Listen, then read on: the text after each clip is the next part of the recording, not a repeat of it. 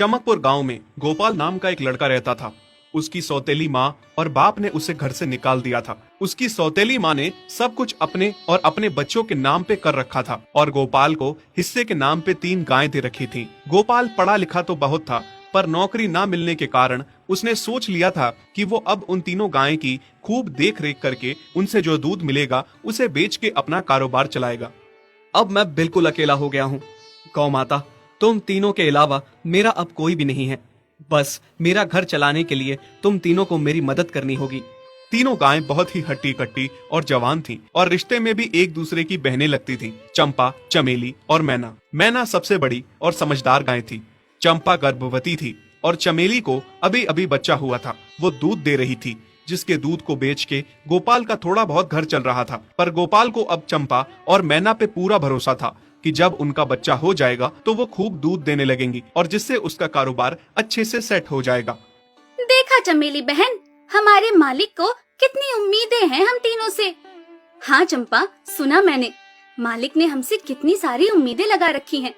और उम्मीद रखे भी क्यों ना, कितना समय खर्च करते हैं मालिक हम पे और कितनी सेवा करते हैं हमारी, कितना खिलाते पिलाते हैं हमें। और फिर हम मालिक की उम्मीदों पे खरा ना उतरेंगी तो धिक्कार है हमारी जिंदगी पर। सही कह रही हो बहन तुम। चलो हम तो मालिक के लिए कुछ ना कुछ कर ही लेंगे। तुमने बच्चा दे दिया है, दूध भी दे रही हो, मैं भी गर्भवती हूँ। थोड़े दिनों में मैं भी बच्चे को जन्म दे दूंगी, फिर दूध भी देने लगूंगी। लेकिन इस मैना दीदी को देखो, हम दोनों से बड़ी हैं, एक बार भी बच्चा ना दे पाई आज तक। क्या इसका फर्ज नहीं बनता मालिक के लिए कुछ? ये तो बड़ी हैं, हमसे ज्यादा इसको मालिक के लिए करना चाहिए था, लेकिन हम छोटी होकर इतना सोच रहे हैं। तुम दोनों ऐसा क्यों कह रही हो?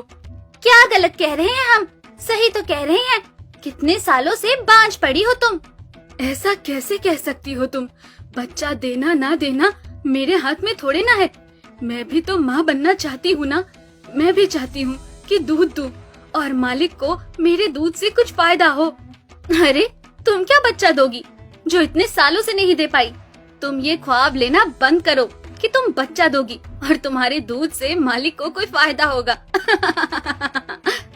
दोनों छोटी बहनें बड़ी बहन मैना की बेबसी का मजाक उड़ाती हैं और उस पे हंसती हैं। इस बात से मैना बहुत दुखी होती है और रोती है कि उसी की बहनें उसको दिलासा देने की बजाय उसे ताने मार रही हैं, उसका मजाक उड़ा रही हैं। फिर एक दिन गोपाल का पड़ोसी उससे कहता है, अरे गोपाल, तुम्हारी 2 गायें तो ठीक है, एक गाय का क्या है? उससे तुम्हें कोई फायदा नहीं है, बेच क्यों नहीं देते उसे?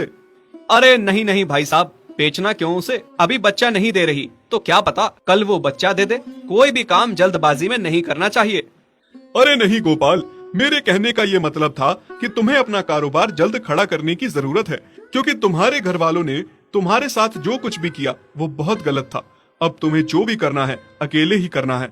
आगे शादी भी तो करनी है तुम्हें, उसके लिए भी खूब पैसा कमाना पड़ेगा। जब तुम्हारी सारी गायें दूध देंगी तभी तो कारोबार अच्छा चलेगा ना। हाँ, बात तो तुम सही कह रहे हो भाई। मेरी मानो तो तुम अपनी गायों को क्रॉस करवा के देख लो, शायद उससे बच्चा हो जाए। हाँ, ये सुझाव तुमने सही दिया, मैं कल ही ऐसा कर लेता हूँ। सुना तुमने मैना बहन मालिक की बातों को? कितना परेशान है मालिक तुम्हारी वजह से, पर तुम्हें तो कोई बात कह ही नहीं सकते। झट से बुरा जो मान जाती हो तुम।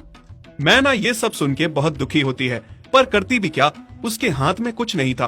गोपाल ने मैना को क्रॉस करवा के भी देखा, पर उसका भी कोई फायदा नहीं हुआ। गोपाल, जो सुझाव मैंने तुम्हें दिया था, क्या वो तुमने आजमाया? हाँ भाई, वो भी करके देख लिया, पर उसका भी कोई असर ना हुआ। ये गाय किसी काम की नहीं है गोपाल, मेरी मानो तो इसे बेच दो। मैं सोच रहा हूँ एक बार फिर से क्रॉस करवा के देखता हूँ, शायद कोई बात बन जाए। देख लो, पर मुझे नहीं लगता। देखा, इन लोगों को भी पता चल गया, तुम बच्चा नहीं दे सकती, तुम बांझ ही रहोगी। सही कह रही हो तुम दीदी, इतने जतन करने के बाद भी बच्चा नहीं हो रहा तो अब क्या होगा? गोपाल मैना को एक बार फिर से क्रॉस करवा लेता है। दोनों बहनें चंपा और चमेली मैना के बांझपन का मजाक उड़ाती हैं और उस पे खूब हंसती हैं। फिर एक दिन मैना चमेली के बच्चे के साथ खेल रही थी कि तभी चंपा देख लेती है। हाँ देख तो चमेली दीदी, ये मैना दीदी तेरे बच्चे के साथ क्या कर रही है? मुझे समझ में नहीं आ रहा, तू इस बांझ के साथ अपने बच्चे को कैसे छोड़ सकती है? जब मेरा बच्चा आ जाएगा मैं